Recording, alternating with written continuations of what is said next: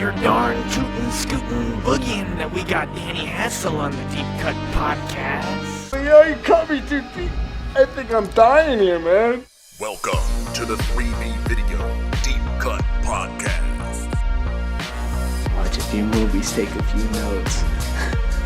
It was fun. Aw, yeah! It's that time again for another podcast with your host, Rotten Roger DeMarco. And today, I'm doing something a little bit different. I have reached out to one of the coolest mother effers on the planet. I have contacted a dream master, an American badass, and an all-around rad dude. I know you thought I was gonna say one major league hunk. He may be, but I'm here with the one and only Danny Hassel. Yeah, that's right. What's up, Justin? Hey, brother. Yeah, man. Thank you for that intro and all those nicknames. Not that I'm that into myself, but they're earned. You don't just give me a nickname. They get, you know what I mean? I was in the military, bro, and then of course everyone calls everyone Hollywood. That's like a popular, right? You know, because there were actually in the military there were more dudes that were pretty boy than me. They got the Hollywood nickname, right? Yeah. Maybe even because they wanted to call me Hollywood because of my background. But then there were other pretty boys that were like, hey, Hollywood. So they got the Hollywood name. But one time, I don't want to get into the mission, but I did some really cool stuff. And this old country general was like, that dude was shit hot. He's so shit hot. And this one guy goes, yeah, that's hot shit Hassel. And boom, dude, for the rest of my career, I was hot shit Hassel. That's what's up, dude. Yeah, so for the folks out there that don't know, Mr. Danny Hassel not only can whip Freddy Krueger's ass on occasion, but has done many things. And like I said, an American badass, you know. Yeah, brother. I mean, well, I'm not going to politics or politics, who cares? But yeah, I joined the military. So I'm one of those weirdos. And yeah, and I not only did I join the military, I joined the Army Rangers during the, it was 2002 to 2010. So I went overseas 3 times to each Afghanistan and Iraq, and you know, we listened, like when you're attached to task force of the Rangers, the longest you're going to do is probably 4 months. I actually did 6 months one time, so it's not, you know, a year each time. However, It's all direct action. Yeah, like not that I'm bragging or talking about it, but I had this. My friend was asking, like, how many missions did you actually go on? And we sat down and figured it out, and it got over like 400. It was like 400. God. Yeah, dude. And then so, you know, and these are like, it was pretty intense, brother. I don't have it. I'm not, like I said, I zigged when I was supposed to and zagged when I was supposed to. I was going to say, man, and you made it back, which is, you know, that's all of the above. Yeah, that's why I'm enjoying being an artist, you know, because that part, I know that it's just complete different spectrums. You know what I'm saying? Yeah. And what a journey. That's a trip. You know what I mean? So hey, man, you know, we only live once, and I'm a firm believer in that. Is like any weird thing that you want to accomplish, do it. Go for it. No, you know what? Right? Everyone thinks I was like I'm not like a flag waving patriot and all that stuff. I was just my family's poor, dude. Being in the military is actually a good gig for people. So you know, if you're poor, it's a job. You know. But of course, I went for the crazy shit and became a Ranger, and then got attached to the SEAL teams and Delta Force and all that crap. But what was my point? It wasn't more. It was what you said. It was like, if I don't do it now, I'll never do it, and I'll never be able to say it. I'm one of those kind of people. It's like method acting. It's like, no, dude, I want to know what it's like, then I can portray it pretty good, you know. Right. So I was 35 years old when I joined the military, which is the absolute oldest you can be. That's the cutoff, yeah. And at that time, you know, and then so what was my point? Oh yeah, so it was more or less the patriotism. It was more or less, let's do this before you can never do it, and then you're going to be a shoulda, coulda, woulda guy. Oh, yeah. I could, you know, and I don't, and not that but I'm the opposite. I'm like, I jump in both feet, just go for it, dude, and then we'll figure it out on the way down. That's the best way to live life, dude. You know, so, which brings me, like, I know you've got this stuff committed to memory because you've told these stories numerous times, but for our listeners, I want to ask you, how did acting even come up? Like, like you said. No, it's pretty okay. Yeah, I'll tell. It's not. It's a because you know what? Everybody's story is different, and obviously now to make because when I people want advice on how to get into the industry, and I'm like, dude, if I knew that, I would. You know what I mean? Right. I'd have a different house. I don't know.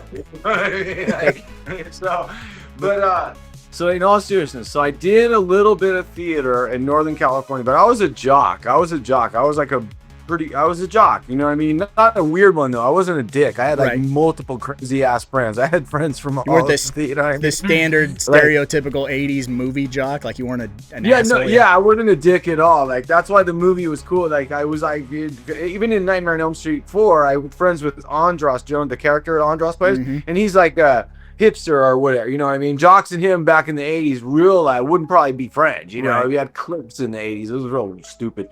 But because I just wasn't, dude, I grew up in a trailer. I didn't have any kind of air about me. I had friends that were my friends, and they could be like punk rockers, jocks, cowboys, who the fuck knows, you know what I mean? They are from everywhere, Yeah. And so, so that's just the way I kind of lived. And so I knew a couple guys that were musicians. I knew some families that were into the arts, but mostly I was a jock. But I tried acting. Was that in high school? You did. Yeah, I tried. Yeah. I kind of dabbled and was like, whoa, these guys are pretty good. I'm like, I'm in the wrong building. You know what I mean? So then now I'm getting ready to go to college, and I back then, if you didn't have the SAT scores and all that, you weren't going to the Pac-10. It was bad, Pac-12, whatever. I was a good football player. But so I got channeled into a junior college system, which is also very competitive for sports, right? Mm-hmm. So I play one season at this college called Shasta College, but I was still, again, interested. Like my elective was like acting, I took an acting class and I checked it out, And so then that summer of my 19-year-old year, I had met some other people who were in the sports world, but the sports world also has agents that also get you into like, commercials or, endorsements and things like that, or acting. Some of the guys actually just have actors. Some of them have athletes that are actors. That I met this one guy and he's like, are you interested? He goes, I think you could do commercials, blah, blah, blah. And he's like, no, if you come to Los Angeles, and he's like, no, I goes like, he was a real manager, right? Yeah.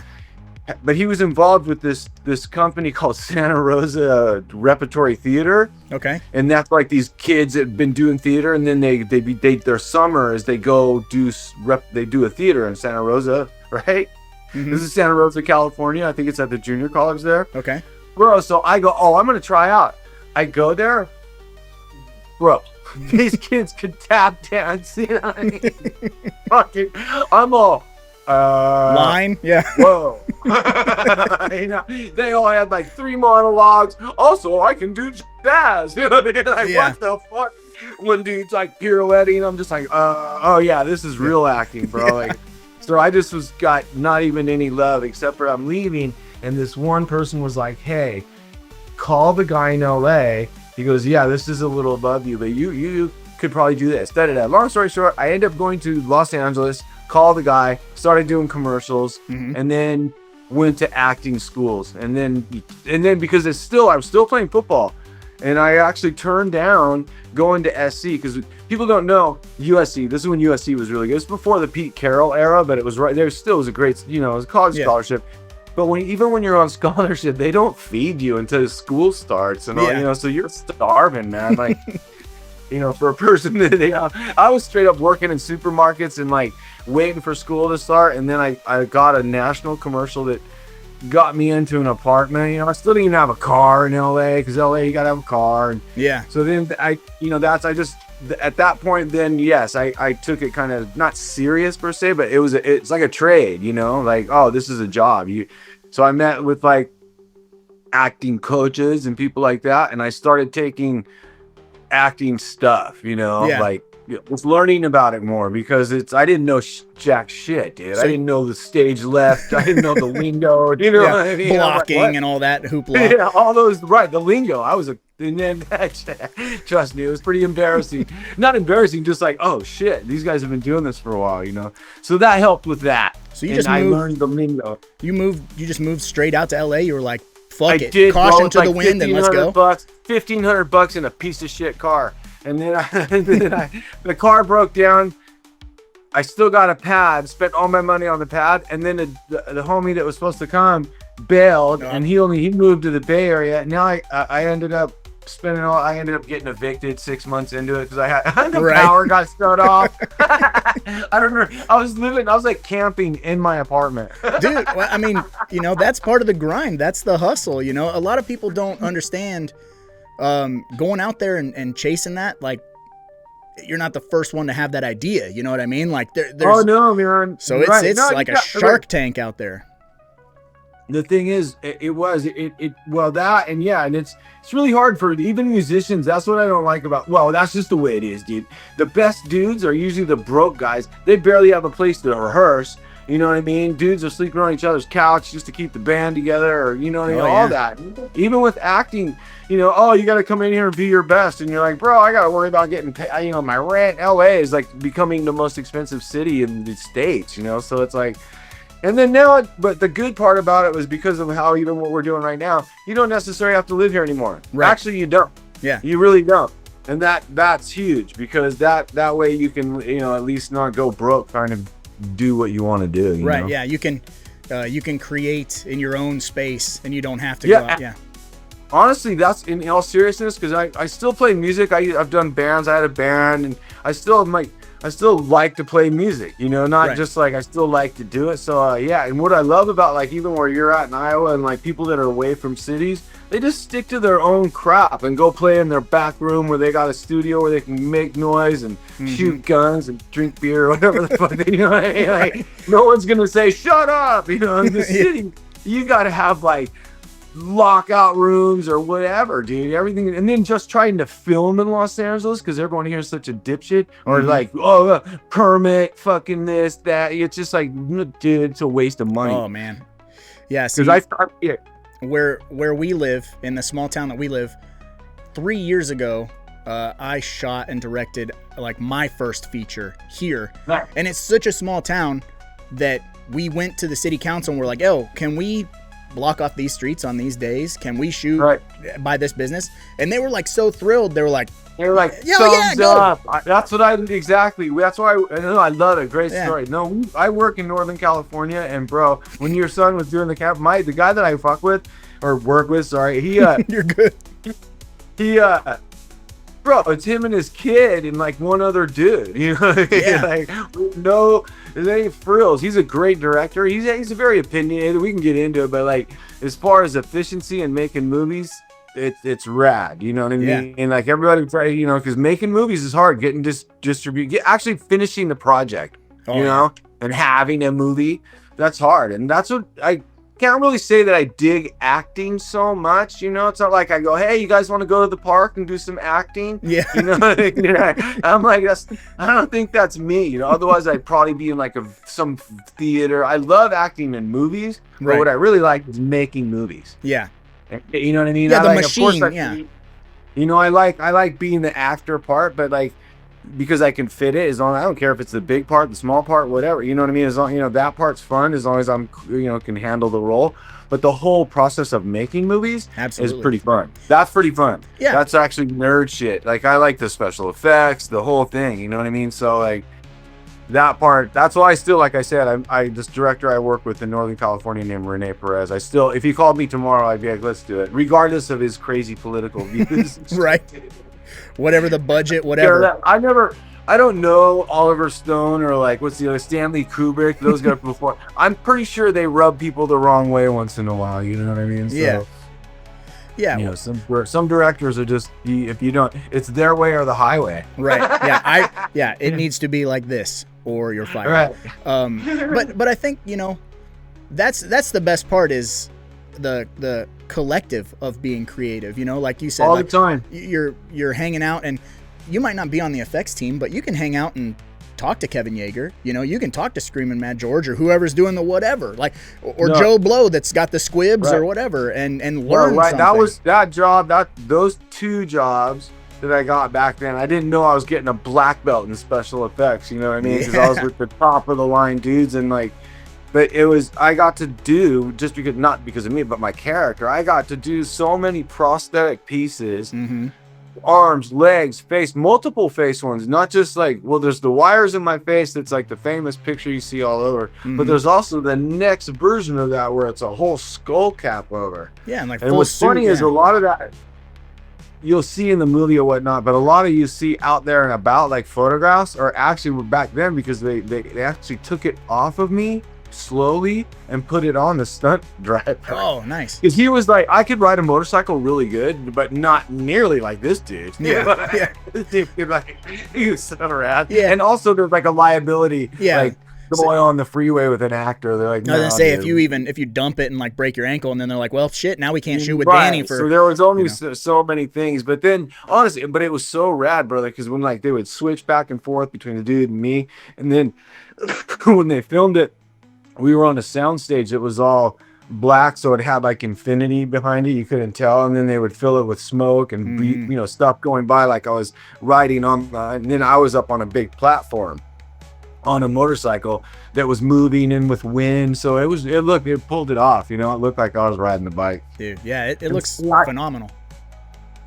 No, you know what's funny is like I saw now, because we have drones, and even like the camera, like the last movie I just did, you can use a drone and a camera, and that back in the day that would have cost like thousands and millions, like all this to move this camera and then action, all this stuff to have all this dynamic stuff happening. Now it's like 2 dudes with the camera. You know what I mean? And in my day, there was like the thing called the shot maker, this like really intense car truck where the camera was all on this car and dudes are hanging off cliffs to get the picture. And now you're like, what the fuck do you do that for? We Yeah. got a drone, dude. Yeah. Yeah, I go to But back Walmart. then, it was like, no, it was like a guy hanging off a helicopter to get the shot. They don't do that anymore. Yeah, now you can go to Walmart for $300 and get a drone and be like, if that falls, fuck it. And your son could run it. Yeah. Yeah. Instead of like $8 million on this contraption that hangs over the cliff, you're like, Yeah. They don't do that anymore. But yeah, that's pretty cool. Because no, back then it was pretty like with the practical effects for Nightmare 4 and 5, there was a lot of crew, dude. Like Yeah. people just, some guys working, like you said, like something that moves, either an animatronic or like blowing smoke or like, just off frame with some wind. Yeah. Like, Throwing bags of leaves or whatever, honestly, yeah. So when you started and you did the theater group, and then like, what was your first gig? But it was a commercial for they used to, now they don't have them, but like U-Haul, but Okay. they used to have this company called Ryder. It was these big yellow trucks. Yep. And they were like moving. You rented them. They were just moving vans. And yeah, I had a shot where like me and this other really hot girl, or like she was like, we're like moving with our family, Mm-hmm. And it was just like it was like I auditioned. This is how funny. On the audition, they're like, oh, I didn't even have any lines. I like pick up a moving box, look at the camera, kind of like go to the truck, put it in. Right. That's all. That was it. That was it. Right. And so when they rehearsed it, like I didn't know how to. I was like, and I went the wrong. Like I was supposed to go pick up the box and turn this way. So I came in the camera, like, action, and I picked up the box and I went this way. And then, like, out of frame. Yeah. They were like, dude, wrong way. And I was so like, oh. Yeah. But I ended up getting the gig. And then back then, if you got a national commercial, it was pretty good money, like, not like thousands and thousands, but a pretty good gig, Yeah. So I don't even know if it's really like that anymore. Because television back then, there was still like 4 channels. Cable wasn't like it is now, you know what I mean? So. Yeah. So yeah, that was it. That was a Ryder truck commercial, and then like my first real like acting role, there was a show called The New Gidget with this really pretty girl named Sydney Penny, and I can't remember. She was the main character, and it was like a kid show kind of. It was popular, you know. It was like she was the main character, and then her and this other girl, and then they had like scenarios or whatever. And I got a pretty big role on that. I worked with Frank Stallone, Sylvester Stallone's brother was on the show. Yeah, and Ted Lang directed the Take It it. Back guy. Yeah. Yeah, dude. Yeah, exactly. And then But Ted Lang, you know who Isaac is from The Love Boat? Yeah, I yeah. think he was the bartender. He was the director. I was more starstruck with him. I was like, no way. I was like, dude, Isaac. So rad, bro. From The Love Boat, dude. Yeah. It was pretty cool. So there is one more thing. That was my first acting. Like, that was on television. People don't even remember the show. What was it called? The New Gidget. Yeah. It was called The New Gidget. It was like a television series, but it was more for like young people. It was like a Saturday morning show. Oh, maybe. gotcha, yeah. Like a Clarissa Explains It All type of deal. Yeah, she was like, they were like young girls. She wasn't like a kid, but she was like, it was more of a kid show, you know? Yeah. And, but it was popular. It lasted a while. So I don't know. And then after that, I got on some pretty big, like episodic television shows like Murder, She Wrote. Yeah, I was going to bring that up, buddy. Murder, She Wrote and Columbo. Those are huge. Those are huge shows. Right, no, those were huge shows. Those were like pro shows. That's like working with the pros. And then like it literally when I did Murder with Angela Lansbury, when we were on set, you do that at Universal Studios and the tour comes by. Oh, nice. And you're just like, yeah, sorry, the big actor. I'm sitting there in my chair, you know. It was pretty cool, dude. Pretty cool. That's rad, man. Yeah, that, and then when I did Columbo, I'll tell you a cool story about Peter Falk, bro. So I did Columbo and I played a lifeguard, and you know, he has a thing where he's like, one more thing, you know. Yeah, one more thing. He's got his eye. He has a good eye and a bad eye, just to be honest. And I'm not being mean or anything, but so when you look at him, you have to be like, oh shit, oh there's his, you know, because he kind of has one eye, you know. Yeah. He's got it. It's like it's a trip. So when you're really face to face with him, I was like, trying not to laugh, you know. I was like, oh wait, dude. And so yeah, and then he was like, he's kind of clever and funny, you know. He's like, and he was the regular Columbo, not anyhow. So, but dude, my car broke down, but I took public trams to that was at Burbank Studios, and there's a gate, you know, you can't just walk on the studios, and it's all like, you know, there's these people, and you got to have like, why are you here? You can't just walk on the studio, right? Yeah, you have to have like so a pass. There was like, yeah, exactly. So like, I didn't get a pass because I didn't have a car. You know? And so I got off the bus, walked down the sidewalk with and not like regular people, but like people that got off the bus. Most of them weren't going to the studio; they were going to their regular jobs or whatever. And I go to the studio, and they're like, "What do you need, dude?" And I'm like, "No, I'm working here today." And then at the same time, Peter Falk like apparently had saw me. Because then when we got on the set that day, he goes, "Hey, kid." He called me kid all the time because they were older. I was, you know, like, "Hey, kid," you know, like, "Hey, young kid." I was like 23. He's like, "Hey, kid." He goes, you took the bus here?" And I go, "Oh, yeah, dude. I didn't say dude. In my car." He goes, "Go talk to that guy." Because the Hollywood guys, even I met Al Pacino once. Ugh. The older guys, they kind of still got this like, almost like Italian gangster air, like I'm not like I'm so badass, but hey, I can handle, I got you, you know. Yeah. Make a couple phone calls. I got you, kid. You know, some East Coast thing, you know, not like for sure, bro. It was like some old school. He was like, "I got you," and I was like, "What?" And then the driver came and said, "Wait, may I have your address?" And then sure enough, dude, a Lincoln Town car picked me up for the next like 4 days. Oh, that's so rad, dude. That's what's up. You're like chilling. Totally, bro. And it wasn't like a limo, but it was even more gangster because it was a Lincoln, like the small ones, you know what I mean? But it's definitely someone being driven, you know? Yeah. Yeah, and it was super good. He paid for it, obviously, you know? Dude. So yeah, he's a nice man. That's my Peter Falk story. Cool dude. Dude, I grew up with Peter Falk in my living room, you know, and Angela Lansbury. My mom was like, it's so funny, when I was a young kid, you know, my mom loved stuff like that, and I'd be like, and Law and Order, you know, and I'm like, let's watch anything else. And now that I'm in my 40s, I'm like, fucking Columbo and Murder, She Wrote and Law and Order. Like, I love Law and Order. Murder, She Wrote has its own like channel almost, right? I don't know if there's like, it'll play 24 hours because the show is on I don't know how many seasons. So there's a crap ton of episodes. I mean, dude, they'll play it like twice a year. I'll get a $25 check, you know, or sometimes a $10 check. But I always get one because that show never stops, dude. And Columbo, they still play all over Europe. I mean, that wasn't on the show long enough to make a real bunch of money, but still, that show, like it's pretty cool, man. Yeah. Oh, and then every time the thing about that show, I can't remember who was else. When I was on Murder, She Wrote, do you remember Adam 12? Yeah. The old big cop show. car. Yeah. Yeah, it was even kind of before my time. I can't, you know what I mean? It was like but I remember it, right? Yeah. Kind of. There was two guys. There was a brown-haired guy and kind of a blonde-haired guy. I don't really remember the names. I should, but the other guy, he was the actor in Murder, She Wrote. Oh, he was on Adam 12, and then the director was this guy. I think his name is Ivan Dixon, and he was on Hogan's Heroes, which is before my time too. Yeah. But everyone that was on those shows was some kind of ledge. You know what I mean? Oh, They yeah. were like, it was kind of rad. You're like, what? That guy? Yeah. They're like, free. they're just kicking it Pretty cool. on syndicated TV now. They've done their they're main. some of them have passed away, but I'm just saying those shows because they were like, it was all like old school heavy hitters. There was not, you know, there was kind of that's what I mean. They were pro shows. Oh, even Simon and Simon.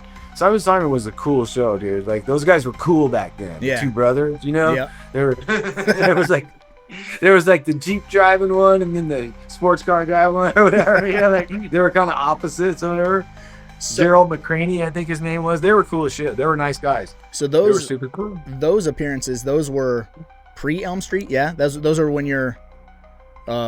Yeah, you're right. on the Yes, come up, I had yeah. to think about it for a sec. Yeah, you're right. Actually, you're right. Yes. So how That's does when I. how does Elm Street like land on your lap?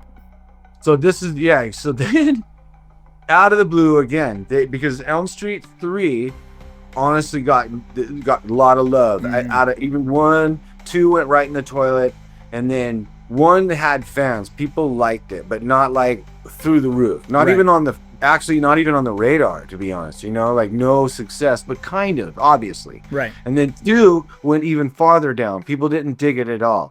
And then 3, all of a sudden, they linked up with like the rock and roll crowd. Yeah. And like, that was it, dude. And then that's when MTV still played music and whatnot. So it was a part for pop culture. People really stuck around and watched MTV. Because regardless, if you're going to see movies, you're going to see music, videos, real videos, you get to see the artist. Like, so back then, it's hard to explain because kids now, everything's instantaneous. But back then, you could hear music on the radio, you could go to your record store, but then videos would come out, and then you got to see the artist. Yeah. And then sometimes you're like, these dudes are whack. Yeah. Like, what the hell? Because you see them and you're like, oh no. Yeah. Or I don't know, but it was that's like if you really like bands, you don't even care about their videos. You just like, I always want to see them playing. You know, I don't care about this video because that's when videos started to become a whole nother like thing. Yeah. You know, now your band has to make a video, but the cool thing was you got to actually see the dudes, you know, or the girl or whoever it was in the band. So that was really interesting Right. for MTV. MTV was huge. It was everybody watched it for young people, I guess, you know. And then I think my Nightmare on Elm Street tapped into that. Nightmare 3, Yeah. and it had like, I'm not really into those bands, the hair band, Dream Warrior, Dawkins and all that, but Yeah. it had a huge following. The hair bands and all that, you know, they were like huge. So then when Nightmare 4 came along, even if whether they did it on purpose, like I don't think it was like this. Some guy was like this mad marketing scheme. They just went with that. Yeah. And then because they still were broke, they paid us the least they could Oh, just scale. all the way Huh? around. Oh, scale only. Don't you know what I mean? That's why Patricia Arquette doesn't come back. Plain and simple. No one tells us because they were going to pay her the same, or you know, that we were getting, and probably no points, and probably like no points on the end or whatever you get. You know what I mean? 'Cause I certainly don't have points or anything, and in all seriousness, like, not to knock New Line Cinema, but New Line Cinema they were barely scraping the bucket. Yeah, to they get were by. still like in their infancy, essentially. Well, sort of, you know, like I met Bob Shea and Jack Shoulder, and they made a crap ton of movies together, but none of them ever went anywhere. So Yeah. finally, like, they got a couple that did, because he did this movie called It, I think. Not It, I can't remember. Jack Shoulder has a badass movie with Bob Shea. It was a science fiction movie with this one dude. Shit, I can't remember what it's called. Anyhow, but they made a bunch of movies before that went nowhere because they were buddies and they were directors, and then finally, and he kept plugging away. Bob Shea did, making movies, you know. And then it came to this Nightmare thing, and then he did that, and they did 2, and then 3 started getting momentum. You know what I mean? In an underground kind of way.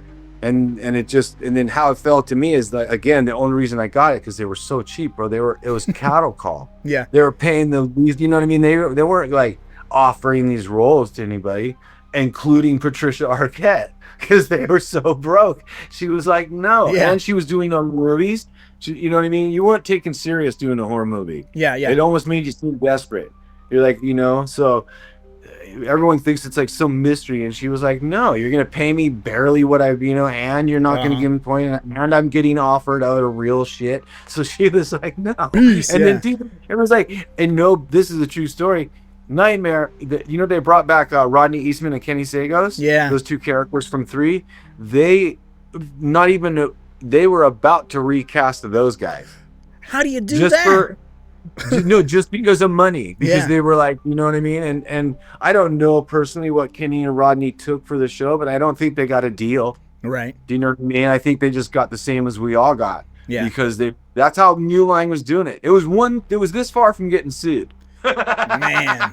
And it wasn't them being like mean. It was they were broke. Yeah, they were just They had to do it with the least amount of money they could. handing out as many pennies as they could, or as least amount of pennies as they could. You're not getting a deal. And so, long story short, yeah, I get an audition, and it's Nightmare on Elm Street, and Nightmare 3 was not even on the box office, not even in the top 100, but it was out there, and people liked it, and because of MTV and Dawkins and this little genre started happening of people that dug that franchise. Yeah. Right. And then so yeah, they cast all of us like that. Cattle Call. Lisa Wilcox has the same kind of story. They threw her thing in the garbage and then went back into the garbage and pulled her headshot out and was like, maybe we should try some of these chicks because we can't find anybody. I swear. So you were doing solo auditions. They never tried to have you guys like audition together. Here's what happened. The truth of the story. I'll tell you what happened. All right, so I auditioned with a crap ton of people, and as I was leaving, they came back and said, "Come back, and Rennie Harlan would like to speak to you." And he was like, I don't want to imitate. He has an accent. Oh, you do it like that, but he was like, you do it like that every time. You have the character of Dan. And I read it for again, and he was like, thumbs up. And then here's the truth. So yes, they cast Tuesday night. They found her, and she was going to be replacing Patricia Arquette. And then they already had Rodney and Kenny Sagos from Nightmare 3, and then Andros was cast. And then when they brought me back on like 2 days later, and I read with a couple of different, I guess it would be Alice, the character of Alice. Yeah. There were Lisa Wilcox. I don't remember really, because you know what I mean. But dude, there was Lisa Wilcox, and then there was like a brunette girl that wasn't blonde. You know what I mean? So they didn't look too much alike. And so that was it. I could tell that, and they made me read with both of them, and they made Tuesday night also. And then Tuesday night when we were in the wings one time, we talked to each other, and it's like, well, do we have the role? We still were like, they brought us back like 3 times, but no one said you're positively it. And so now that when Tuesday night, we have a funny story. We're like, I think we got the role. You know what I mean? They brought us back, and we keep reading, and then sure enough, we ended up getting it. But that's how it happened. They have the poster out before they even cast you guys. You know what I mean? Like back in the day. Oh, you know what, dude? I found out a crazy story too. The reason why Nightmare. This is years later, and this is like way above my pay grade stuff. But so movies get made, and then you're an independent filmmaker, and then distribution is like this whole other gangster area of movies, like it's so locked down that it's like you're either gonna get distribution or you're not. Yeah. And if you don't mess with the big guys, your movie ends up getting, and you at the art, you end up getting paid nothing. Yeah. So spend money to put it in festivals and then sell Blu-rays, so hopefully. even back then, yeah, you're better off like rappers in the 80s and like, no, dude, you can sell it. I'm selling it out of my trunk. I'm doing that with the movie I have my movie I just made. Hell yeah. I can tell you the whole story. They put it on Humble, and I'm not making anything off of it. And they changed the title, all this bullshit. But I have the master, and I'm like, I'm gonna sell it. Like you said, I'll sell a thumb drive or a Blu-ray. It's like, that's it, dude. I'll press up my own copies and take them to conventions, and then bam. Honestly, dude, that's like, and I'm totally for that for everybody. That doesn't bother me one bit. I go, good, do that. That's because otherwise, if you stream it, you're getting fucked, dude. Oh, dude, yeah, physical media all day.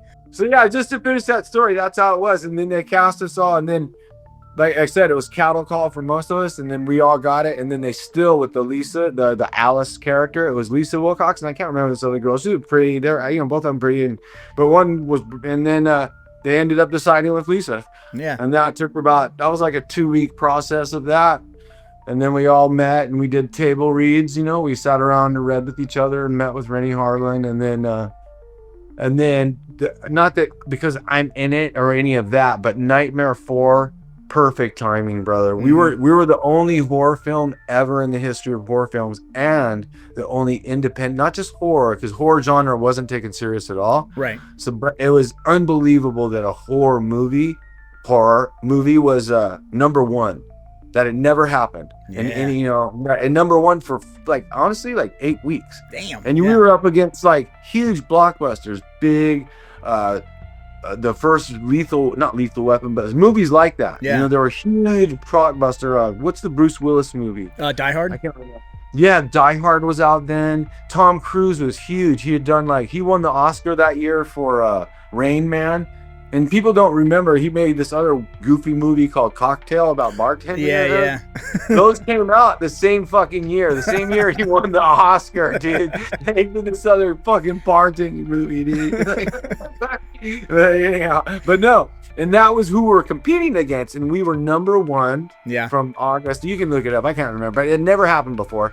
And then also what was more interesting, it was an independent film company. And that had never happened before. Right. And New Line wasn't owned by Warner Bros. And all that shit. No, you know, like they are now. Mm-hmm. But this is when they were an independent film company. So it put them on the map, dude. And so it blew up so hard. I found out later that because it went number one, right? So now the lines around the corner. It was like having a hit album or something. It was really fun for like 8 weeks. It was crazy, bro. They didn't even know what was even wild. This is 88, 89, 88. I can't remember, but there were still phone books. Still phone books. I laugh at people and like, no, they used to take your fucking phone number and throw it on random porches all around the city. Yeah, with the address and everything on that motherfucker. Yeah. Right, yeah. Insane. So I was getting the craziest prank calls, you know. I mean, some of them funny, and then some of them like were Christian groups, like, oh, that Freddy Krueger. Yeah.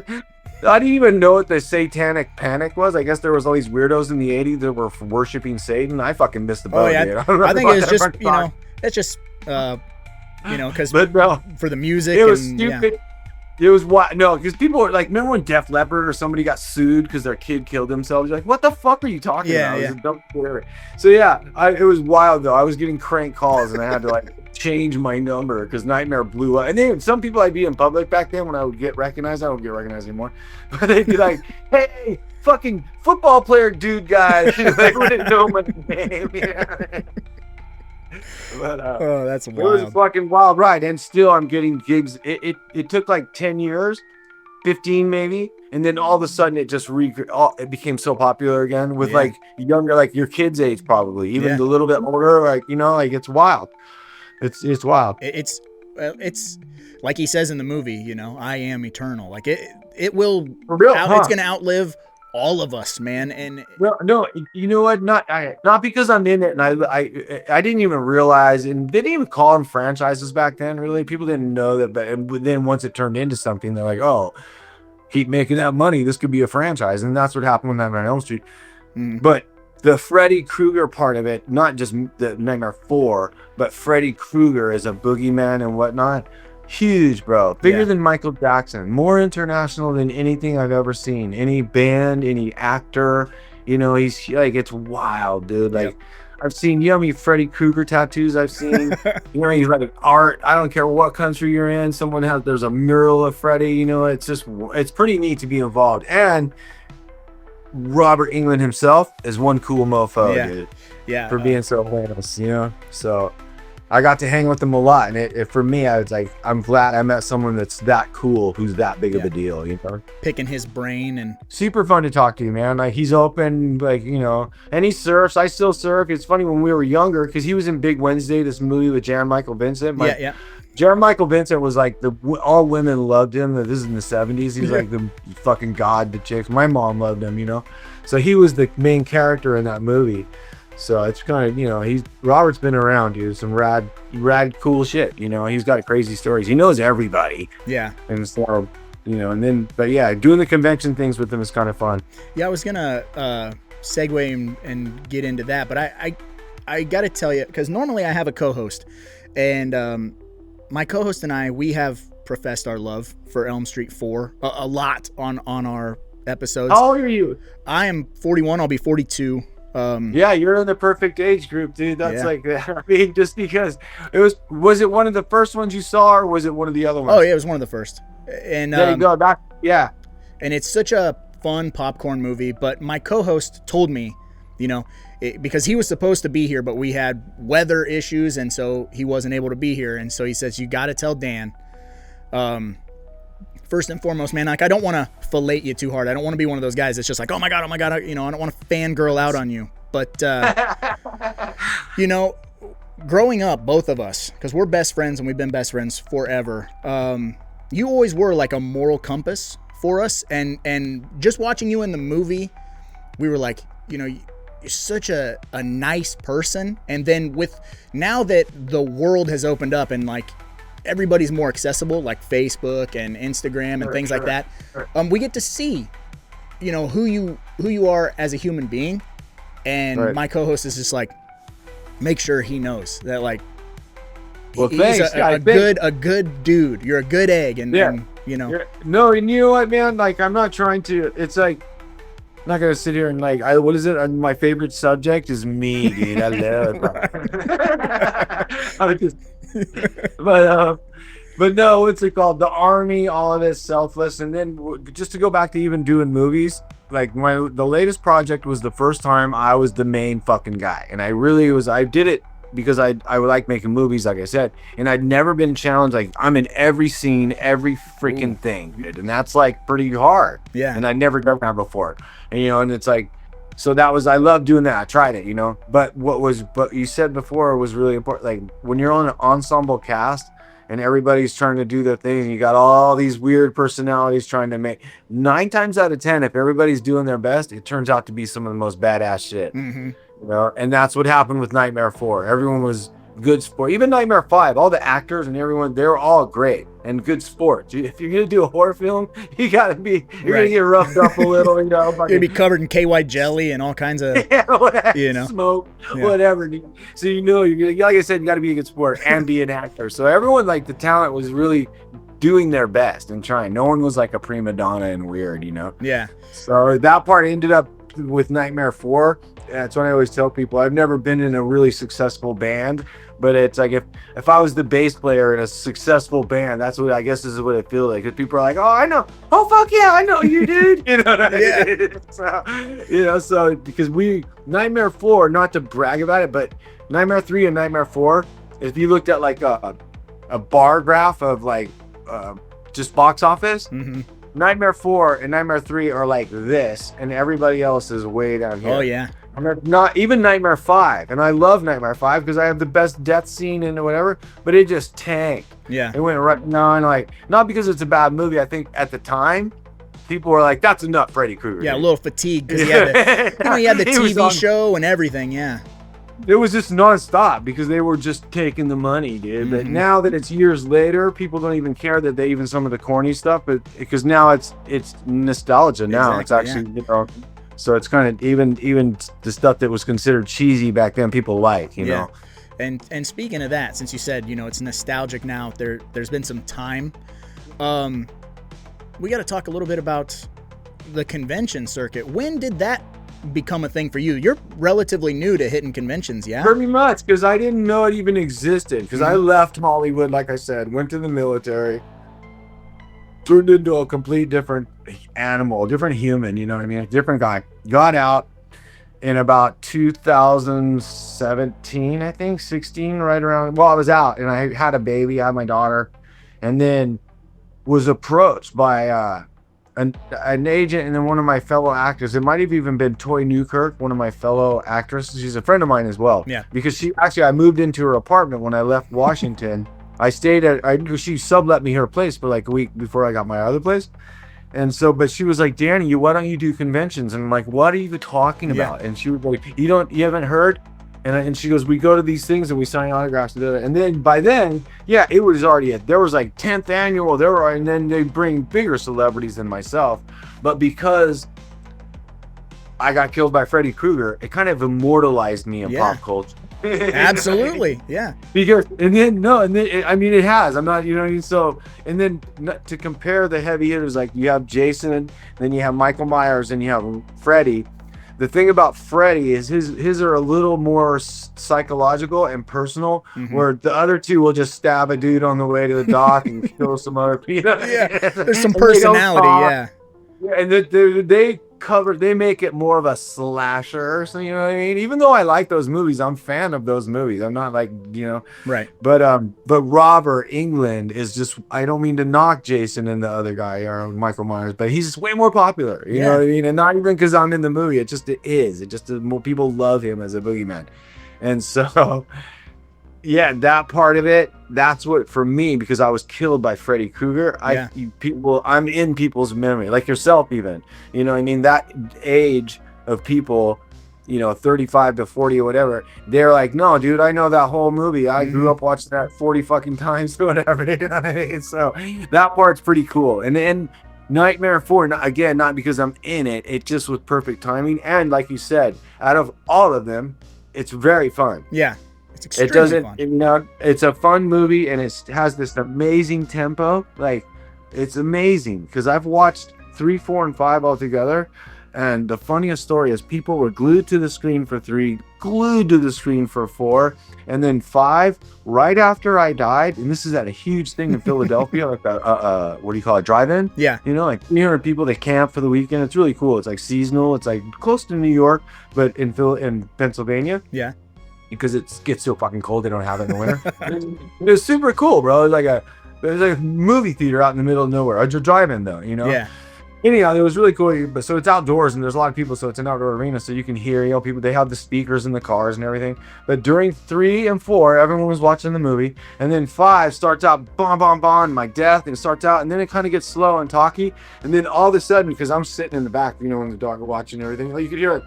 Hey, now I'm going to a snack bar. Me too, dude. Yeah, smoking a cigarette. You can hear people like they weren't watching the movie anymore. And it's like all these weird conversations and shit. And then I go, oh, people, I get it. Yeah. I go, yeah, you know, it's just different pace than 3 and 4. So, and I think with 5 too, which my co-host and I have talked about a little bit, like it takes on a pretty hardcore, like serious subject. You know what I'm saying? I totally agree. And you know, it was done on purpose, and I can't tell them which direction to go. But when back then, I was like, no, man, you should have kept going. Yeah, you know, because here's my thing. The reason why is they went there with they were trying to make it a story, and instead just keep the story simple. All the fans really care about was Robert and his one-liners. You know what I mean? And whatever funny shit he would say when he kills somebody. Yeah, you know some weird way to take him out. Cool lighting. You know, just fun. Yeah, no, right. And whatever. That's what they did. They tried to make it a story and make it serious, like you said. Even the way it was lit was dark, but I mean, that was the angle they took. Just because Freddy was getting very corny at that, there was so much Freddy that they wanted to maybe add a little scary to it again. But the cat was out of the bag, dude. It was too late. Yep. You know, Robert was like on lunch pails. Yeah, and Halloween costumes, pajamas, yo-yos. Yeah, I completely agree. You know what I mean? Pajamas and t-shirts, everything. So, and in all seriousness, that was the part of the fun ride because he did have great one-liners. Even my death scene, he's like, you know, don't dream and drive. Yeah. When he rips his arm off, he spits the champagne. He's all bad year, Dan. You know, he says he's got great one-liners. And then when Robert got I went to the ceremony where Robert got his Walk of Fame there on Hollywood, you know. Yeah. So now I personally know someone who has a star on the Walk of Fame. Yeah. That's pretty fucking heavy. That is rad, right? No, is that heavy? That's heavy to me. I'm like, whoa, that's pretty fucking cool. And when we went, it was the biggest crowd since NSYNC. Like he was like a pop star. Oh, It was crazy, huge. They had to shut the streets down. Usually there's like 5 people. I don't care if it's like James Brolin or huge, you know what I mean? Yeah. There's like 6 people, some family members. TMZ real quick, yeah. Yeah, they don't give a shit. Honestly, TMZ's like they're in and out. This was a scene, brother. It was like, whoa, red and green sweaters everywhere, people. It was really cool. But yeah, so I got to go to that. You know what I mean? I forgot what the point of that's bringing that up, but yeah, that's pretty cool. I got to see Robert get his star, you know? Yeah. And so you know, that's pretty cool. That wasn't even that long ago. Yeah. A year or 2 maybe. I think it was last year, last Okay. summer. Yeah. Okay. No. I'm sorry, last Halloween. It was last Halloween. Okay. And then, dude, we all got invited. And then once they realized it was a scene, I took the subway. We have a subway here now. And when I came out, I had to like jump the fence and like, because there was already a crowd and people were like, dang. You know, some people know, you know, it was like, yeah, let me through. Yeah. And then like, Robert hadn't arrived. I didn't know it was going to be that big of a deal. You know what I mean? It was like, because people were like, we can't get in. And I was like, oh shit. And luckily I took the subway and was on the sidewalk, walked down, went over some barriers I wasn't supposed to. And then like now, like where the limo would pull in, I just jumped over the little thing. And then all these dudes in suits were like, hey buddy, hey. I go, no, I'm in the fucking movie, dude, I swear. And then like, oh cool. And then I saw, you know who was there? Robert Patrick, the Terminator. Oh, nice. From not Arnold, the other yeah. Terminator. Yeah. But he was just sitting. There was a bunch of family members and like Eli Roth, some of celebrities and whatnot. But I saw him. I saw Robert Patrick, and I walked in, and everyone's like, "Danny!" I go, oh shit! There's a T-1000 here. I was like, everybody run! Have you seen this boy? Yeah. Man. So, with doing conventions, you know, has that kind of did that like reinvigorate you getting casted in things? Because Absolutely, 100%. Yeah. I met other directors that still wanted to work with me, and you're totally right. And so for me, I mean, because anyone acting at my age now, it's almost basically totally starting over. Luckily, I did those other movies. People will let me, they'll at least, oh well, I guess we'll let you in the door. What are you doing? Because I'm an old dude, I'm not, weird time in Hollywood for casting. So yeah, it did help. And then it did invigorate me, because you called it. It invigorated me, because I was like, well, I can make money doing this, and then and it can we'll see, because like I said, it's helped me get a couple roles for sure. That's what's up, man. And so, yeah, that's, obviously I'm not the young whatever anymore, but, but just being part of making movies is super fun. Hell yeah. Hey, Roger, can I ask Danny a question? Yeah, man. You can ask him a question. Go ahead. Danny, are you still in a band? And if you are, can I be the one who plays cowbell? Yes, and yes. But not, listen, sometimes when you have a fever and the only way to fix it is more cowbell. Damn right, dude. Oh, that's what's up. No, I play. What's funny is I don't play in Victrola in that band anymore, but that sucks, because I still listen to us sometimes, and we were fucking good. We just didn't stick with it long enough. But I still play rock music with a dude here, and then I have a friend. These guys right here, Doomsday Crypt.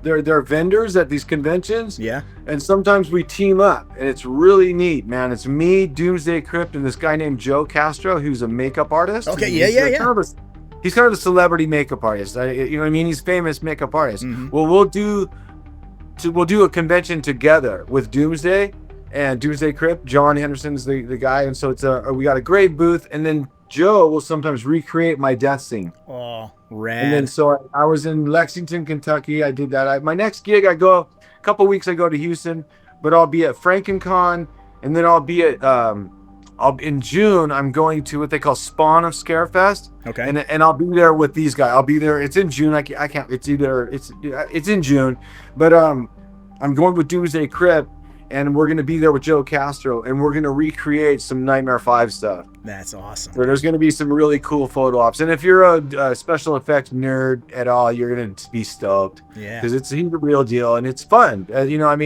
isn't like my day where you had to show up at 3 a.m. and then they kind of experiment with some chemicals and glue it on your face. Yeah. Yeah. A chemical burn afterwards. Yeah. I swear, dude.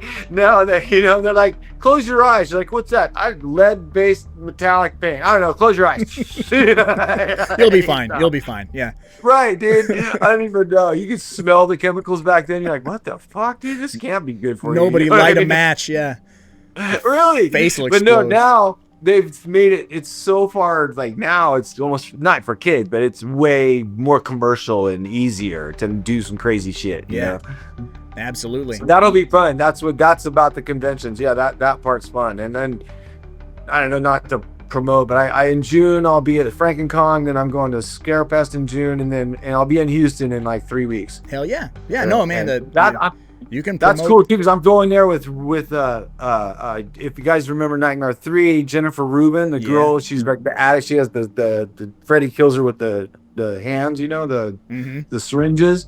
she'll be there with me as well. And then I can't remember the guy's name from Slipknot. I don't know all their names, you know what I mean? But it's one of the guys from Slipknot. So it's pretty cool. That is sweet. The only thing, like I said, in cities, it's hard to keep a band because you can't play drums and rock out. People are like, what the fuck? You know what I mean? But what's cool about going out to Missouri or Iowa or somewhere, Tennessee, whatever, you can go to dude's backyard and their garage and just drink beer and go nuts and have fun. Yeah. Like, jam out and no one's gonna care, you know. Shoot some guns, make noise. But you know what I mean? You can't really, it's hard to have a rock band in the city. You gotta be rich. You gotta have a garage. You're like, whoa, you got a garage? Where do you live? You know, you're like, it's hard. It's hard in cities. All right, so I suppose it's time to take a look at Danny Hassel's hot takes. The Deep Cut Podcast should be. Right back! Whoa, hey, skin sack! Did you know if you go to deepcutpodcast.com, there's all kinds of sick merch for you and your ugly girlfriends? Let's face it, the clothes you're wearing only attracts ugly chicks. So get some new gear and maybe you'll stop being such a friggin' dork. Only at deepcutpodcast.com. deepcutpodcast.com. It's time to pick some hot takes, and I don't care if you like my hot takes, 'cause these are my motherfucking hot takes. Hot takes. All right, sir. For this last segment of the podcast, we are the Deep Cut Podcast, and I would not be doing the name of that podcast justice if I did not scroll endlessly through all of the information, all of the social medias that I have access to, and root through your things like a weird, creepy super fan, and make you choose between 10 different things. So I have 10 A-B choices. I'm going to give you A-B choices to choose from, sir. You can either say, this is my choice, move on, or this is my choice and why. So you can rant and ramble as much as you want. The floor is yours. So if you are ready, sir. Send it. Go for it, brother. All right. This is breakfast, I suppose. Cheat day breakfast. Donuts or waffles? Oh, donuts all day long. You know, like, you know what's funny? We had like one donut shop when I was a little kid, and like we lived so far out of town, I didn't really get donuts a lot, you know, whatever. And then I went to this one dude's house, and they lived right next to the donut shop. And the dad one day was like, he just comes in and sets him down. He goes, oh, I just got there. I never even had hot donuts with glaze. I was like, dude, what is this crack? Yeah. Now, when in LA, my daughter, it's a treat. Obviously, we can't eat donuts all the time, but she knows. My daughter knows. We go to like donut shops, and some of them are rad because they've been around for years, you know, like 40s, you know, like Primo's Donuts, DK's Donuts. We got one of those. Not fancy. Actually, back in the day, dude, it was 24 hours, but it's always been a donut shop. It was back in the 80s. It was like there was some murders there. And shit, you know, super sketchy. Yeah, dude. You're like, I'm not going there now. They're like almost like a fancy donut shop. You know what I mean? So it's pretty cool. They make crazy, you know, donuts with everything, dude. Like that Portland place in Oregon, almost. You know, like. So yeah, donuts all day long, dude. I'm with you. I'm with you on that. Number 2, domestic pets. Dogs or cats? Oh, I got 2 dogs, man. Yeah. I'm not an animal. I have 2 dogs, and I don't dislike cats. This is what people think, like, oh, yeah.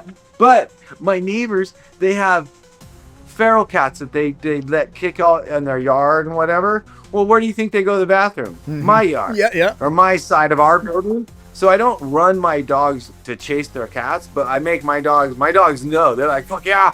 They run over there. They don't really attack them. They just make them, you guys poop on that side. Yeah, they're just securing the perimeter, as it were. That's it. My German Shepherd loves it, dude. Now she's 3, but she's like, anytime I go outside, they think like, oh, we're going to run around the house or make, you know.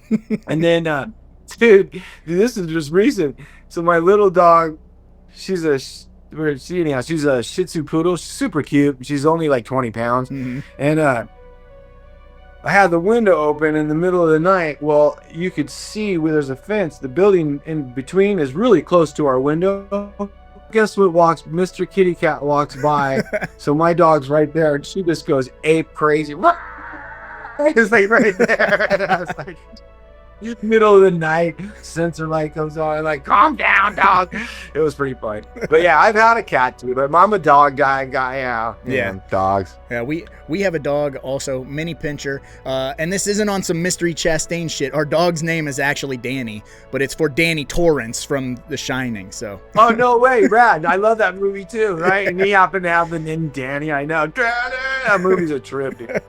I love that movie, man. What a good movie. I think I met that guy, that actor. I'm pretty sure I met him. Not Jack Nicholson. Oh, I think I met Jack Nicholson, but like I met the kid, Danny. Yeah. For sure. All right. Yeah. Next is an adrenaline junkie question: skydiving or bungee jumping? Man, I've done bungee. I don't like it at all. And then I was an Army Ranger, bro. I've jumped so many times. So I'm gonna pick skydiving, but I'm gonna tell you right now, neither one of them are cool. Yeah. Yeah, and they're cool. I've done a whole bunch of skydiving, like honestly. So, but I just was like, this is like, I'm not gonna do this in my spare time. Yeah. You know what I mean? It's just like, it was too weird to me. Too like, even some, I don't know. That's just my take on it. Because I'm like, people shouldn't jump out of stuff like this. This is like, we're just like, haha, look at what I'm doing. You know what I mean? So yeah, I have a trash. I never had any malfunctions or anything. I've had some crazy exits. One time I had all the combat gear on, and I mean, tons of crap, dude. And when I jumped out, my shoulder hits the door, and it spun me around. And then when the wind hit me, I went completely upside down. So when my chute opened, my head was down and my feet were up. And so when my chute opened, those are the risers that hold your thing. I was all just a ball of fuck in my riser. Head facing down, feet up. So now I'm going down to earth like that, and the rest of the I'd have pissed myself. Not even gonna lie. Ripped into the fucking trees or whatever. I was like, oh god. I finally unfucked myself and hit the ground, but it was like, that's terrifying, dude. Totally, dude, and it was at nighttime as well. Nope. You win. You got balls of steel, dude. It was weird. I was upside down, and I knew that my chute was going to open. I could feel it opening. So when it opened, I knew I was not going to like plummet to earth. So now I'm upside down, all tangled up. And then I was like, every time I would like, because my blood was rushing to my head, I'm like, okay. And then I tried to figure out what was tangled, because you have gear and all this bullshit. And so every time I would right myself and sit upright and pull my risers down, it would make me like steer right into the trees, So I was like, fuck. And then I go upside down. It was like a good 45 seconds of just like, fuck. Dude, yeah, that's I finally figured it out. Beyond terrifying. Everyone's like, where the fuck have you been? I was like the last guy to assemble, and I'm salty. This happened when I was like I'd been around like 5 years.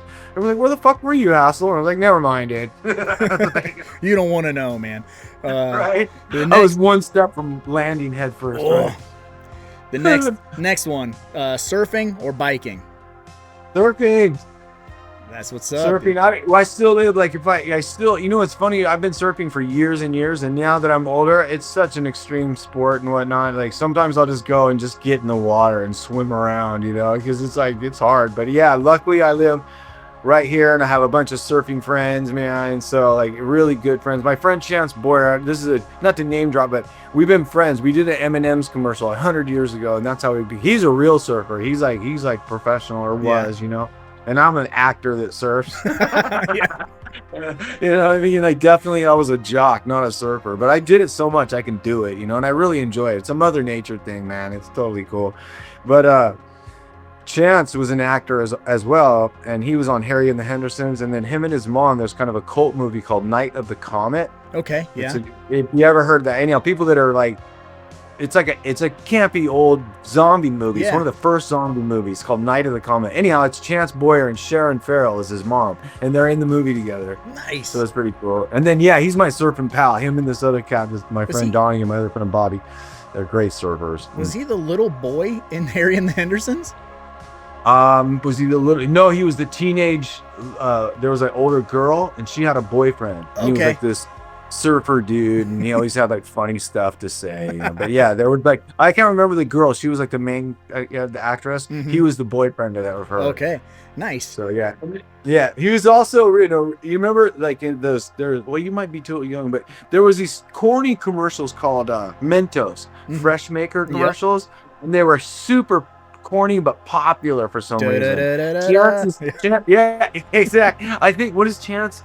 Oh, Chance is the guy that's like he's going across the street and then he cuts through a limousine. Okay. And then he's just like, and that he did. It was Chance, yeah, dude. He was like, you know, it's funny because like those were popular back then. Did he get a lifetime supply of them? Perhaps. I don't know, but he was on TV a lot for that stupid commercial, man. It was pretty funny. Oh shit. All right. Next is a travel question. Hotel or Airbnb?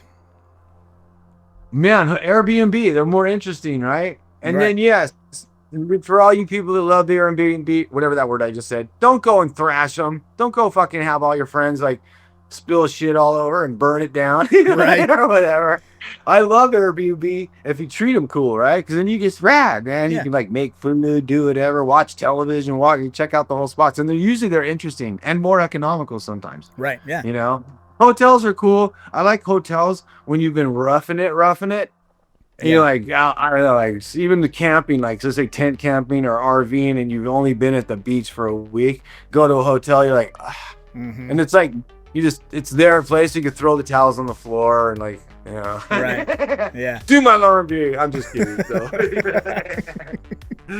But yeah, Airbnb are rad. When I went to Europe, I think I Airbnb'd in England one time, but I did hotels also, and then I've done it like all over. Right. I used to work with this one company that would do military it's LARPing, you know, like live action role playing. It was an acting gig, but they do military simulation against each other, and they shoot little yellow BBs at each other. Airsoft stuff, yeah. It is airsoft. It's this company called Milsim West. They're the premier LARPing company, but they airsoft against each other, and they have scenarios and script and role playing and everything. It's really pretty fun. But they're actually international. We've been all over.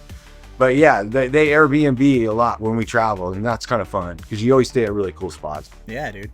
That's what's up. Yeah, because a hotel is basically just four walls. You know, it's always the same. But it can be. That's why I say if you just want to like sleep and lay there, and like watch television, then they're cool. But yeah, the other ones are interesting. You never know what you're gonna see. Bro. Next one, sports question: basketball or football? Football. I love them both. I played them both. I love football more. Even to this day, I think the NFL is like the craziest guys. They are getting weird with like advertising, trying to include people. Everyone thinks it's like, oh, they're all going gay. And I'm like, no, my gay friends don't watch any more football than they ever did. Right. You know what I mean? They don't really give a shit. But and if they do, they're gay guys watching football. They're not like dudes that are like, I'm here for that fucking Eagles, motherfucker. You know, but yeah, football's fun, dude. Those dudes are gnarly athletes, and they don't really know that people that don't take in consideration that like those dudes are so broken after they're done. Oh yeah, it's a hard, that's a hard life. Even though they're like, they're overpaid. No, not really, because they're kind of fucking fucked up when they're done. Yeah. And like, there's no, or during, what I mean? They end their career because something got broke, whatever. Yep. But basketball, just to caveat, like right now, it's all, what do you call it? The NC2As are happening, and it's like super fun for fans. Like right now, all the conference tournaments are happening and they're ending. So you're going to find out this weekend who's going to go to the tournament and then all the other teams. And that's so fun. That's super fun to watch if you're a basketball fan. It's more fun than pros. The pros are fun in the playoffs, but there's games in the middle of the season that you're like, And then basketball, again, I think, I'm not really digging the individualism that's happening in professional sports because of the money, Mm-hmm. No one really cares about your game day fit, dude. Yeah, what I mean? Like real fans don't really give a shit. They just want to see you guys smash each other. Yeah, we live in such a weird world. Make the shot, the social media world, but it's changed a little bit. They're like this weird marketing part of it, but whatever. Basketball has been breaking my heart for years because I'm a Bulls fan. So I understood now. I love the Bulls as well because the Lakers and them were rivals back in the day with Jordan and all that. With Magic, they were household names. right now, you ask people who's on the team, they're like, I don't fucking know. Right. Yeah. You know what I mean? That isn't like their household names anymore because people got turned off of it. And, you know, I don't want to talk about LeBron James, but he kind of like the Lakers people. It's either no. I'll tell you the truth. I've been a Laker fan my whole life. People hate that dude. Yeah. You know, I don't mean they hate him as his ability, but as a fan, they're ready to him to go somewhere else so they can root for someone else that they really like. Right. You know, the last time that was around was when Kobe and Shaq were here. Yep. And, you know, and now they're not, you know, and to be honest, like basketball used to be kind of like a favorite TV show for people. Like every Friday night they'd watch this or whatever. But now it's not even on the radar. Yep. You know, it really isn't. And that's weird. Like you said, it's been like that for a few years. After Jordan left the Bulls, you know, who watches them, you know, and I go, and then, yeah, so. Yeah. But, you know, it's still fun to watch. Great athletes. Those dudes, again, just amazing guys, you know what I mean? So, Yeah. otherwise. Go ahead. Next one, holidays, Halloween or Christmas. I know your birthday. You're a December fella. So Yeah. But which one you like more, Halloween or Christmas, man? That's a tough decision, dude. Now that I have my kid, you know what I mean? Because we go hard on Halloween because we have a neighborhood right here, and it's so kid friendly, dude. It's like 4 blocks. They cut it. It's huge. It's a lot. Like your kid's like, dang, that's a lot of candy because they like. I couldn't imagine living in that neighborhood because there's one street called Purdue Ave, and then there's any other. The neighborhood's been doing it since my kid's been like, you know, they're really cool about Halloween. They do all the decorating and they go off, you know. So you just literally walk a big square block, and it's a lot. It's a lot of stuff. So, and we always, now that she's getting older, it might not be as much, but we always make like a little float, you know, a little wagon with some kind of thing that corresponds with her cost. Right. Yeah. That shit's fun, dude. That's a fun night. So I'd have to say Halloween, and I love Christmas too because we do Santa Claus and all that, you know. But so until my daughter's still 8 now, and like she's getting older and da. But so yeah, for you know, Halloween and that's a tough one, to be honest, because when you have kids, man, they're super fun at an age, you know, because we do Elf on the Shelf, and that's a new thing, but the kids are super fascinated by that one. So it's like, that shit's pretty cool. But Halloween, I guess. Yeah, keep the magic alive, you know. That's as long as you can. Yeah, exactly. You know, come on, dude. That's why, like, people are like, some people like told me, like, I remember one time they're like, Santa Claus is all fake and he's fucking. I go, fucking shut up. My parents did that to me, and I'm so scarred. You know, I was like, fuck that. I thought it was real. I thought I was bitching. You know what I mean? I really thought like, oh man, I better go to bed. I was like, he's gonna catch me asleep or awake, and it's gonna fuck it up. Yeah, exactly. You know, I tried to see him. No, I'm not gonna get the parents there. And then I swear I heard bells and shit. Like I think I heard bells last night. Like, I'm you telling sure? you. I was like, I mean, our kids, like I said, my daughter's 18, my son's 16, and we still, you know, Christmas Eve, like we do the one gift, and then we literally wait till they go to bed, and then we bring down the Santa. Like, they know Santa ain't. Santa. No, that's what my parents did. That's totally cool, bro. There's nothing wrong with that whatsoever. Because I've heard people do. Because some people just aren't into holidays, period. They're like, okay, ball humbug. Yeah. And then, I don't get off on the whole religious part of it either. They're like, that's not what it's about. It's Jesus' birthday. You're like, oh, Jesus. Yeah, here. I just want some new socks, man. No. For real. Yeah. Like. Next one. This, I don't know, the people listening or watching or however they're consuming this, I don't know how well versed they are in your life outside of Elm Street, but right, you know, you're not afraid to get your hands dirty. You're a working man, which is part of... I love construction, brother. I love it. I actually like it almost as much as acting. This is what's the I do. I love construction. Here's the funny thing. I'm not like, I mean, I can build stuff and all that, but I like to get it done. Like, let's say remodel kitchen, bathroom. You know what? When you make that mess, you got to take that mess and it's got to go somewhere, and you can't just dump it. So that part of it helps. The whole creative part, everybody's got their own mind. Like if you're like, I want my kitchen to look like this, and it's like, so building is it's okay, but you still have to interact with people. Taking stuff apart and taking it to the dump is easier. You know, absolutely. But not that we can't build stuff, we can. Like, the guys that I work with, we all.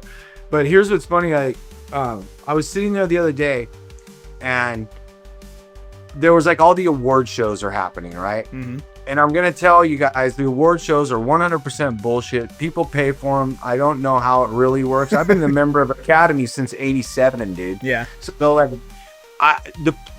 and every year since then, I've tried to enjoy the Oscars or these award shows, but then I realized it's never what you think. There's an agenda to it. Yeah, it's just and marketing. Half the movies, you don't even know you never saw them. They're shit. They're not even good. You're like, this movie sucks. So like, and I'm being honest, it has been like that since 87, dude. So I don't give a shit about any of these shows, right? Right. And then you remember when the Rick Gervais or whatever, the comedian fucking tore in? Shut him down. Said, get your fucking award. That shit, it was super funny, right? And sure enough, I'm watching one of those shows, and they fucking been this year. Every actor thought they were some kind of fucking activist or some shit, just talking so much shit. And I was sitting there just like listening and everything, and I thought to myself, you know why? Because your job, and I'm an actor, your job is so fucking meaningless, and it's non-essential technically. You're a fucking actor. Just be an actor. We don't want to hear your fucking opinion, you know. Right. And it's truly meaningless. So my whole correlation is, I'd rather tear apart someone's kitchen and help them out than go to an award show and hang around a bunch of people and tell each other how great we are. Yeah, I feel you. and half the fucking people didn't even see the movie. Like the movies that everyone watched, people are like, oh, that's some kind of commercial. And to me personally, I think commercial success is part of the fucking game. Yeah. The arts are liberal. It's a liberal business. This is where you can do all that. But for some reason, I'm talking since the 80s, they keep wanting to say like, oh, there's not enough gays or blacks represented. Brother, I'm an actor. You know who my competition is? Gays and blacks. Right. And I'm not saying that to be mean or anything. I'm being 100% fucking honest. There's 1,000 people, like, fighting for your job. And then who like go back all the way to like who's making the money? Like pop music, Whitney Houston, Michael Jackson, you know what I mean? And then they go to the shows and like, we need to represent more minorities. You're like, what the fuck are you talking about? Like, they're running the show, you dumbass. And then also like gay people. Like I have a lot of gay people in the industry that are my friends, so it's not like I'm talking bad or anything. But what I'm getting at is there's hundreds of gay. Rock Hudson was gay, you know what I mean? So, but now for some reason they want straight actors to be like, hey, if we get a gay role, I'm like, why don't they just get a gay dude? Right. There's a million of them right there in the fucking wings waiting. So don't give me that shit that they're not represented. It's a liberal business. You know what I mean? Right. So it's just, again, marketing, dude. They're trying to just make people think something else. But people will go watch what they want. So that's what, again, how do you get started, or if you knew that, if we knew what was going to be popular, we'd be so rich, brother. You know what I mean? Yeah. You know? Yeah. You don't know what people are going to dig, so. Yeah. And that's what I always say. I don't care about politics and acting. Like I said, I'm more proud of helping people when I'm done fucking helping them do their kitchen or their bathroom or a retaining wall. Yeah. You know what I mean? Not that I'm not proud of the movies, I am. But at the end of the day, I help. Those aren't really that important. That's like something that you can go by and watch, and it gives you like an hour of freedom. You know what I mean? So that's why I'm still into making movies. I really enjoy it. But let's get down to how serious it is. If we have an earthquake right now, no one gives a fuck if you're a filmmaker. Right. I need a wheelbarrow. Yeah, I need someone to turn the water on. Yeah. For real. So I'm just saying, I just think like when I saw these actors taking themselves so fucking serious, I was like, it's because your job is so fucking meaningless, you weirdos. You know what I mean? We get paid to play pretend. You know what I mean? So yeah, dude, and that's what I love about Rene Perez. Regardless of he's all, I don't want to get into it. He's also the other way. He uses the word woke and hates liberals and says libtard and all that. And liberal, I hate liberal. And even the two movies I did with him, like it kind of had this theme. And I told him when I go, bro, can we do another movie, but can it not be part of the Danny Hassel I Hate Liberals series? It was like, because like every movie kind of has this couple scenes where he says some weird shit. So anyhow, but he's all about that. So I don't even, that's why I'm saying he's kind of an eccentric director to work with. But right, we get movies done. So that part of it I enjoy. I love getting it done. He's efficient, like cool. We did it like the last one we did. It's called Straight White Male. Again, it was called Exit the Empire, or like exit the government. It was supposed to be like that, right? Like freedom isn't free, or all these other adjectives, because it's a pilot, and then it goes into this other part where it almost, I don't want to say like 48 hours, but it comes to be almost like a Jack Bauer scenario, right? Okay.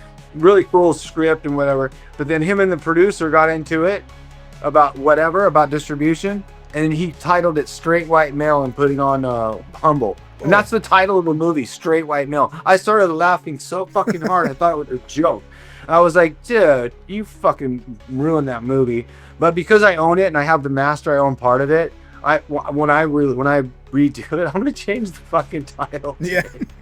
You know, I mean, it's like, I don't give a shit. I mean, it was all because, just to tell you the truth, is because him and the producer started having beef. Yeah, issues. And he went on his own and just did it without even telling me, and I own some of it. It was like finding out you're traded on a sports team from the newspaper or something. I was like, I know shit. People were calling me like, dude, your movie's on Humble, and I'm like, bullshit. And I look and what the fuck? And it was the wrong title and the poster. I'm already old, but the actual movie poster, they aged me a bit. They put like gray hair. Like, it was really funky, dude. I was like, they aged me. They made me look older. They hit weird, you know what I mean? I was like, weird. They hit you with the AI poster. Yeah. They did, dude, and they aged me. And then there's one poster where it's real, where I'm holding a gun. Then the other one that it's a gun that I didn't even use in the movie. Fucking fake. Yeah. Oh my god. That was a. But I didn't have like 7 fingers, but anyhow, it was, you know, yeah. But that's part of the industry. And again, I don't have any hard feelings towards anybody, because you know why, dude? We got the movie done. Yeah. And to me, that's all I cared about.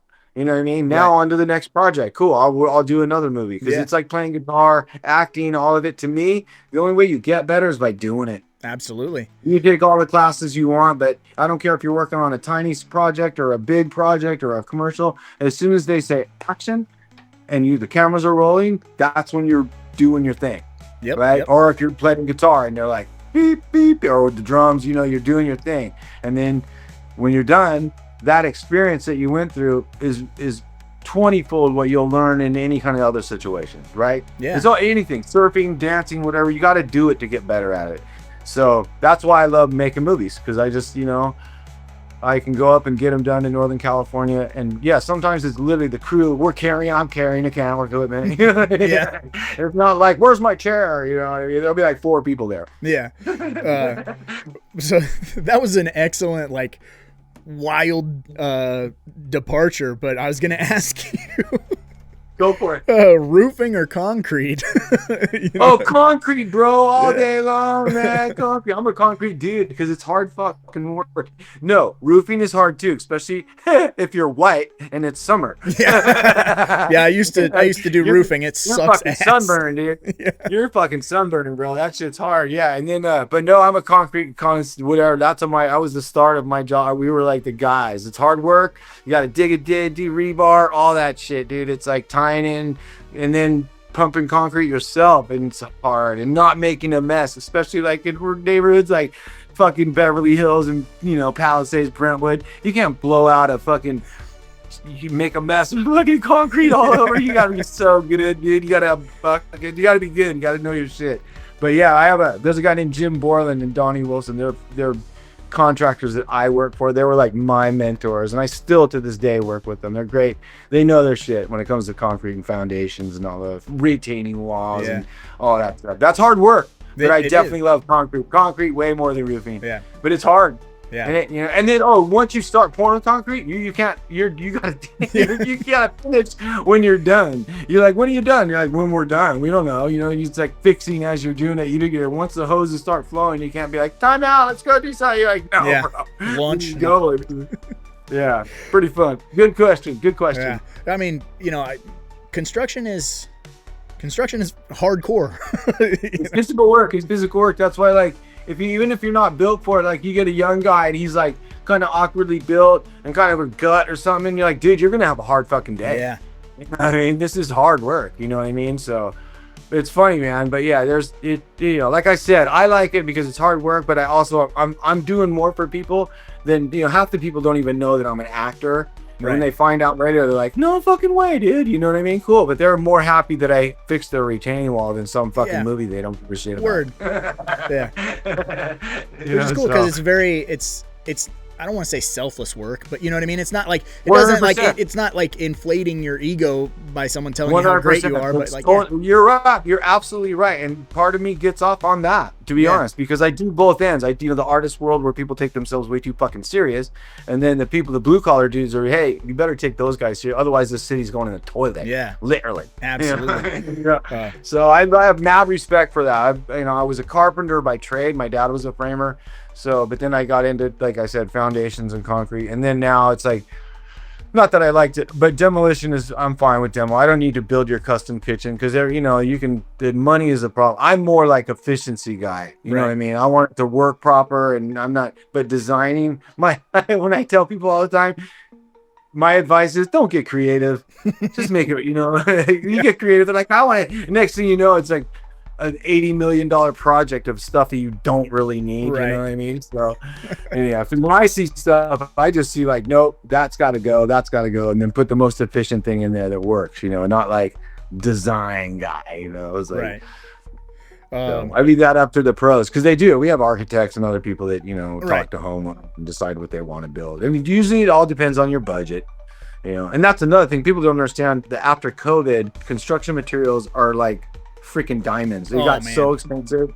There was an old joke during COVID.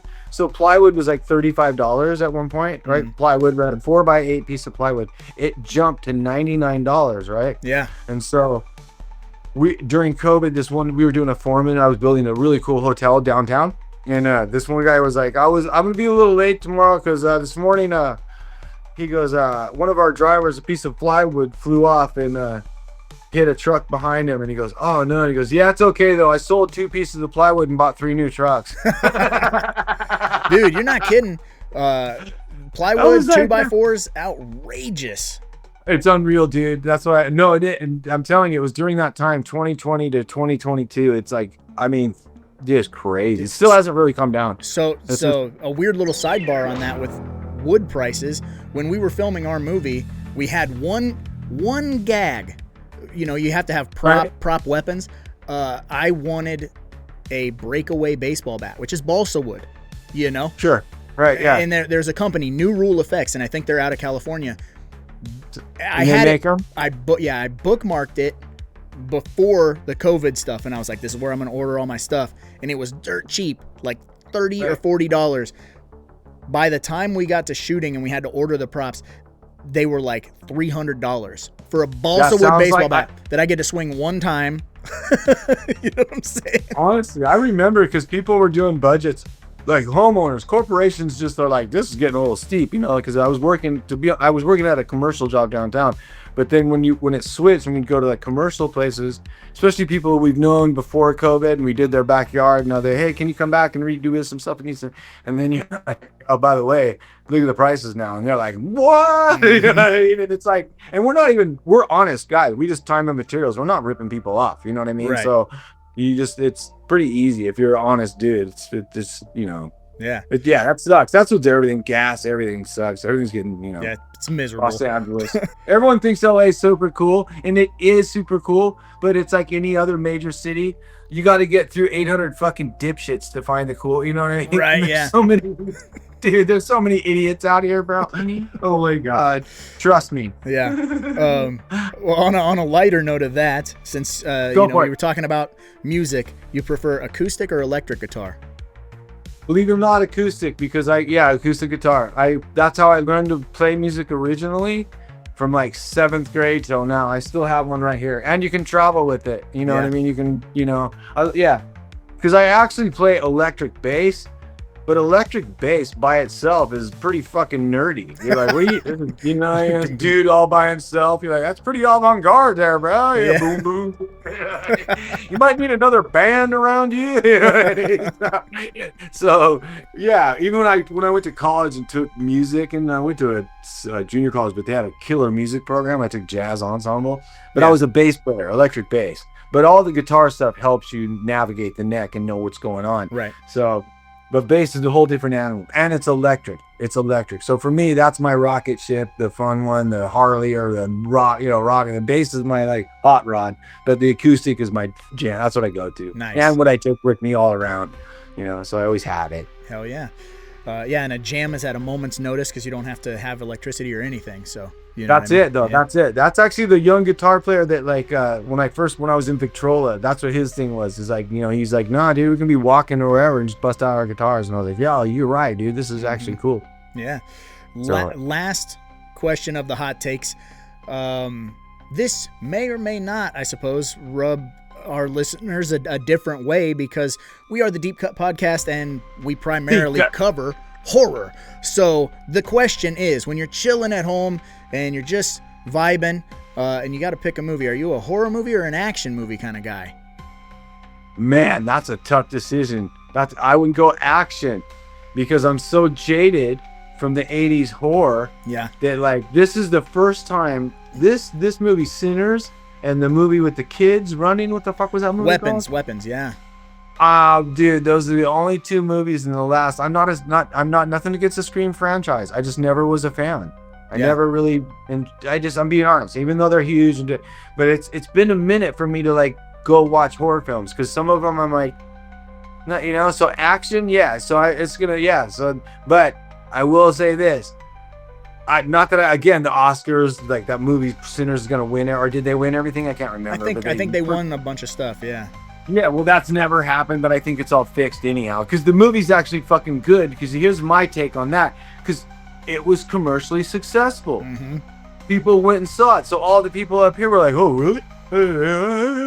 Yep. Like maybe we should give them an Oscar because everyone's watching that. Let's try to be hip again. Yep. You know what I mean? So. But yeah, that movie and that Weapons movie where the kid's running with the lady and I was I enjoyed that. Not because that's a tough question you asked. Out of this year, I'd have to say horror because those two movies were like the one Weapons movie. I was holding my seat, gripping my the armrest a couple of times. Yeah. When she was fucking with the kid's parents, Mm-hmm. I was just like, oh, this movie's intense. The fork, man, when they're like stabbing their faces. That's what I mean. That part just set me on edge. And then the little boy, stop it, make him stop. I was like, this movie's bugging the shit out of me. But at the same time, it was good. It was good. It was weird and trippy, not scared me, but it was a trippy movie to me. I go, whoa. And if it evokes that emotion out of me, I'm like, oh, that's a good movie. Yeah. The Sinners movie to me, I'm not gonna say I enjoyed it, but it had like a real slickness to it too. Yeah. Like it was pretty high tech. Everyone was gorgeous. A lot of sexualized stuff. But I still, didn't. but still very popcorn. R-rated movie. So, but I enjoyed it. And then to be honest, any of the other movies I didn't even go fucking see. I don't want to sit here and talk bad about other movies, but a lot of times Oscars or SAG Awards or any of those, except for like MTV Awards, which aren't even a thing anymore. Yeah. I don't even watch those movies because half the movies I won't even go see. It's either going to be action, horror, science fiction. If it's a drama or some kind of, I'm probably going to pass it up. I won't see it. And, so.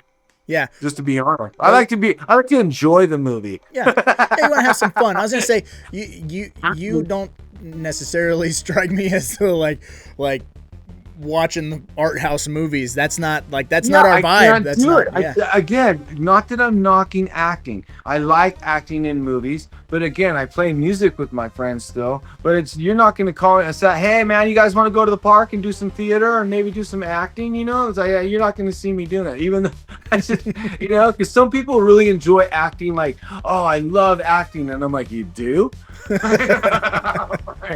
Okay. I mean, I like it, but not like that. I like music, I like surfing, you know what I mean? But I like making movies, you know what I mean? But I'm not a theater guy, even though I tried it, like I said, we talked about earlier, and I'm not that I'm okay at it too. I've done plays, but I don't like it that much. I like the camera part about it, the whole like acting for a camera instead of being on a stage and acting in front of people and all that. Even though I mean, that is part of acting, but like I said, the other part I enjoy more. And then the weird thing is it sucks when you do a movie. There's nobody there going, yeah, you know, or whatever. It's very dry and you're done. Yeah. And you're just hopefully working with. It's almost like music is like that too in your studio recording. You don't, you know, you're trying to get it done, and it's more like almost logistics than it is like, oh, I'm performing in front of all these people. You know what I mean? Well, because you're creating a product, you know, so it's kind of absolutely right. Yeah, and you are performing. You're capturing a performance. It's just there's not an audience, a live audience, but they're still capturing your performance. That's why I don't think AI will ever take over. Right. Because there's something that happens when a live performance does, even music, and there are imperfections. AI won't be them. It'll be perfect. You get what I'm saying? That's why even playing music versus a drum track, there's imperfections. But I'm telling you, it's all about, you know, the vibe and frequencies, whatever you want to call it. Humans do it better than machines. That's just you know, you're still capturing a performance when you do acting or you're recording music. Absolutely. You know, while you're capturing a performance. But like I said, I still keep my acting chops up by doing movies. But if I have free time, I'm like I said, I'm not going to go to the theater and like the volunteer theater and go, hey, you guys want to come see me in my play? And like, you know, it's not, you know, I'm not going to do that. So we're not going to be running lines together. Yeah. You know what I mean? Dude, you know what? It's even worse at my age. I don't do TikTok, but it feels the same way. Like, I'm an old man. I'm doing a TikTok video because I'm sending them an audition. You know, you feel really fucking down, dude. You know what I mean? I liked it the old days when you go to some person's office and audition for them. Right. You know what I mean? Yeah. Even then, it was brutal. I got some funny stories. I don't even know which remember, but there was some movie, dude. Let's say it'd be me and 7 other actors that kind of look like me. You go into a room, and then there's the casting director, like right there. And then they'll go, okay, Danny, you're next. And you go in, and then they'll be like, and pull a curtain. And so the other fucking 5 dudes are right on the other side of that curtain. And so even when you got to listen to this fucking dude do his audition, it's so fucking dumb, dude. Yeah. It's horrible. It's horrible. I was so fucking taken by that because when I got there, you know, I'm like 3rd in line, then I'm 4th, and then I get finally, it's my turn. And by the time I got there, I've heard 3 fucking dudes do it behind this curtain, you know? And I'm just like, what the fuck? And then I get done, and then when I walk out, there's still 7 more coming in, and I look, and everyone's all being kind of weird, and I was just, I looked at everybody, and I go, well, bad luck, everybody. Yeah. One dude laughed, the other dudes got their feelings hurt. I was like, I'm fucking kidding, dude. Fuck, it was weird. Walk out like, well, you guys better go to a different audition because I just think I started doing that shit just to be funny. I go, yeah, well, you guys better leave or something. And some dudes thought it was funny. Some dudes are so sensitive they got hurt. But that's mean. You're being mean. I'm like, whatever. I'm joking. I'm just clowning around. But I suppose, man, on that note, I can't thank you enough for taking the time out of your day and coming and being a guest on the podcast, man. It means You're the world. welcome, man. Thanks. Awesome. I'm glad I had the time to do it. Obviously, I love to sit here and talk about myself, but I get to go hang out with my daughter and the stuff I'm doing, which is way rather than doing that. Yes. Yeah, but no, man, thanks for digging the movie and keeping all this stuff alive. And if anyone's listening, I'll be in Texas and then I'll be in Tennessee. Kentucky, Lexington, Kentucky, and then I think there's another gig in Tennessee. That's in June, but then next month, the beginning of the month, I'll be in Houston, Texas. Hell with yeah. some cool other people. Cool, like I said, some other cool actors and musicians and stuff. Yes, but I suppose on that note, we should probably get going because after all, there's a lot of movies out there and somebody's got to watch them. So why not us, right? Right on, man. Heck yeah! Thanks for having me. Peace. Have a great day. Yeah! Don't forget to like, comment, and subscribe. You'll be dead for done! Just like that!